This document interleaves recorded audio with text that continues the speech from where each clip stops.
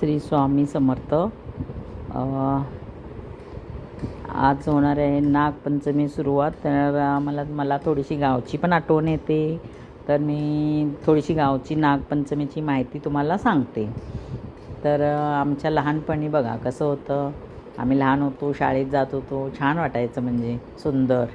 नागपंचमी आली की नाग यायच्या दिवशी आम्हाला म्हणजे आई तेल वगैरे लावणार, आणि आम्ही त्यावेळेला कसं मुली नळ वगैरे नव्हते, पाणी आणायचं, सकाळी भरपूर पाणी आणायचं, पाण्याखाली जाळ घालायचं, तो हंडा तापत राहणार, मग आई सगळ्यांना तेल लावणार, मग आंघोळ करणार, मग त्याच्यानंतर नागोबाला 4 वाजता घेऊन येणार। पण त्याच्या आधी आम्ही घरात जरा मदत करणार आईला, की ते म्हणजे घरातले शेतातले गहू भरडून त्याचं ते काय रवा काढून वगैरे तो आम्ही म्हणजे आई ते हुंडा बनवणार, गूळ घालून, गूळ, वेलची, सुंठ असं घालून तो हुंडा। त्यावेळेला ते दगडात ह्याची आपली मातीची भांडी होती ती, त्याला ते तेलतवा बोलायचे, त्याच्यामध्ये घालायचे। मग ते चुलीवरती खाली इंगळ वर इंगळ घालून ते 1 तासभर बारीक याच्यावरती ते ठेवायचे मुरत, आणि एकदम सुंदर छान लागायचं, म्हणजे त्याला वेळ लागायचा करायला,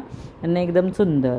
त्याच्यानंतर लाह्या काढायच्या, लाह्या काढल्यानंतर नागोबाला लाह्या आणि बिजाणे आपले हरभरे ते घालून त्याचे बिजाणे, शेंगदाणे, आणि लाडू पण बनवतात नागपंचमीला आमच्याकडे, रव्याचे बनवतात, राजगिऱ्याचे बनवतात, असे वेगळे वेगळे काहीतरी शेंगदाण्याचे वगैरे काय काय प्रकार करतात, कारण नंतर त्यांना शेतातली कामं येतात खूप, त्याच्यामुळं वेळ नाही मिळत ना, म्हणून ते त्यावेळेला हा नागपंचमीला बनवतात। आणि उपवास पण असतात ना, आता श्रावणमध्ये सोमवार शनिवार उपवास असतो ना, त्याच्यासाठी काही करून ठेवतात।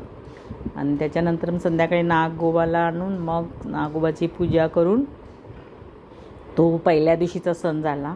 आणि दुसऱ्या दिवशी आमच्याकडे परत सकाळी उठून आंघोळ पाणी सगळं झाल्यानंतर मग पुरणपोळीचं जेवण, सकाळी लवकर पुरणपोळीचं जेवण झालं करणार, मग ते नैवेद्य वगैरे दाखवून मंदिरमध्ये, सगळ्या गावातल्या मंदिरमध्ये कसं असते, गावी सगळ्या मंदिरमध्ये नैवेद्य वगैरे द्यावा लागतो। आता आपलं इकडे नाही तसं काय, मुंबईमध्ये आपण घरातल्या देवाशी जास्त करून पूजा करतो, एखाद्या मंदिरमध्ये जातो, पण गावी सर्व देवांना गावातल्या नैवेद्य द्यावाच लागतो, तेल पाणी द्यावं लागतं। आणि त्याच्यानंतर मग आम्ही सगळं ते झाल्यानंतर चला मग काय रेबणी आणतात घरून, म्हणजे बहीण बाजारला वगैरे जायची, ते रेबणी, खोबऱ्याच्या वाट्या आम्हाला सर्वांना एक एक, आणि मग त्या रेबणी 2 वेण्या घालायच्या, ते खोबरं असं ते धागा लावून द्यायचे बाबा, ते फिरवायचे गोल गोल, त्याच्यामध्ये गूळ असतो, ते दिवसभर फिरवत, आणि त्या रेबणी वेण्या बिण्या घालून मग सगळ्या मैत्रिणी वगैरे मिळून आम्ही मुलं झाडांना असं मोठे, म्हणजे मोठ्या रशीचे झुले बांधतात, त्याच्यावर दोघी दोघी बसून आपले झुले घ्यायचे, आणि